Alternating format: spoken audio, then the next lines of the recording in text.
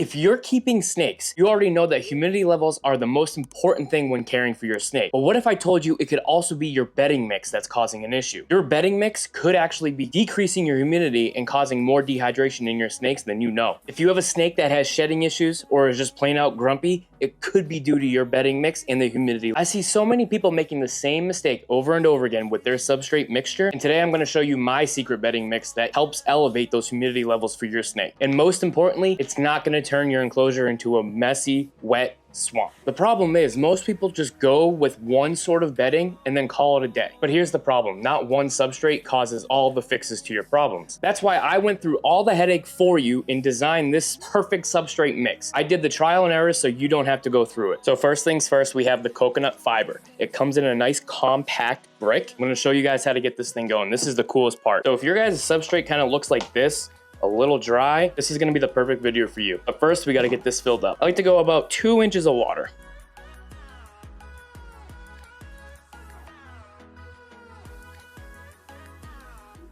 Now we're just gonna plop them right in. These are gonna start swelling. Get them soaked. Now you can use gloves. I don't like gloves. I recommend using gloves if you don't like dirty hands. Now while that is sitting, we're gonna get our next stuff ready. This is the majority of what is gonna be used. It's 30% of the coconut fiber, 20% reptile bark,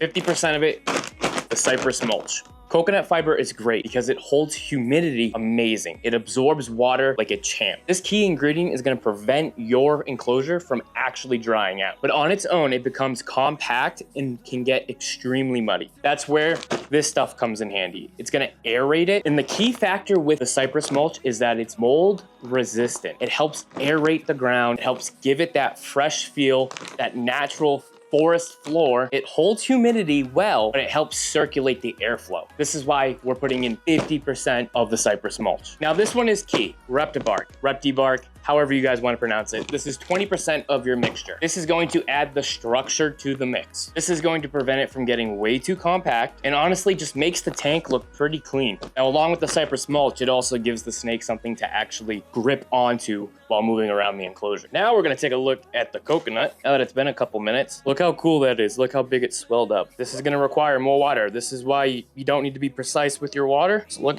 at that, it just breaks right apart. So now we're gonna add more water to this. Now I like to use warm water because it's going into the enclosure. Warm water will also help with that humidity as well. And it just makes it more pleasant to work with when it's warmer. And here's how you can tell when it's completely ready. You can make, basically, it's like a wet mud. You can make like a snowball or a coconut fiber ball out of it, and it breaks apart very easily. And the reason I said you're gonna need gloves is because the brick is so thick, you are gonna have to break it off and start peeling some back so that water can get in there. And the reason I said 2 inches to start is because you can always add more water to this. If you add too much water to start, it's actually way more of a pain in the butt to get rid of it, because then you gotta pull it all out and basically squeeze it to drain it out. I learned that the hard way. And depending on how many snakes you have, this should be able to last you quite a while. Cypress mulch. This is gonna be majority. This is where the fun begins. You gotta really mix this all up. And this goes hand in hand with the tents. Now, I know some of you guys might be like, oh my God, that's so expensive. You have to buy 3 different types. Well, if you watch my do-it-yourself enclosures and use a tent that's non-traditional, you're saving $300, $400, $500 right there, which would be about a year's worth of bedding. There's always people that are gonna be like, this is overkill. My snakes are my babies. My snakes are investments. And when you have an investment, have a baby, you take care of it. Even if it means it costs a little bit extra to make sure everything's good. Don't agree with some people on is when they say stuff like, oh, that's so expensive, or oh, I don't take it to the vet. I'm not gonna pay that vet bill. I've been that person, I've said that stuff, and you know what? When the time comes, you're gonna pony up. I had that experience last year, unfortunately. R.I.P. Lucifer, and almost R.I.P. Stevie. Oh, and Maggie. Cat, dog, and snake.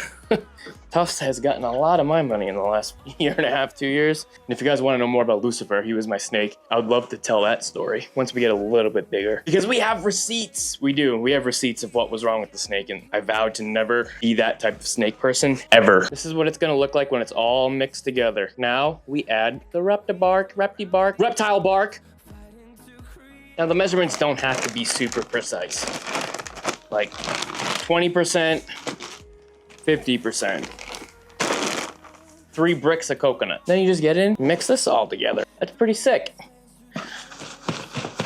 That's gonna be 2 reptile enclosures. I keep my snakes in pretty big enclosures, as you guys saw. So guys, this is the perfect substrate mix for your humid loving reptiles. I promise you this, you'll thank me later. Now, I'm gonna show you guys in the next video how to layer this in and setting up our new snakes enclosure. But if you guys didn't catch it, look what I picked up before I started recording today. That's our new male. Now, I really wanna tell you what this guy is. So if you guys wanna know the update on him or see what his enclosure looks like, make sure you guys like, subscribe, share this video, hit the bell so you don't miss any video releases. And in the next video, we're gonna see what type of boa this guy is. Let me know in the comments what you guys think he is. But I'm so excited to show you guys him. That's in the next video.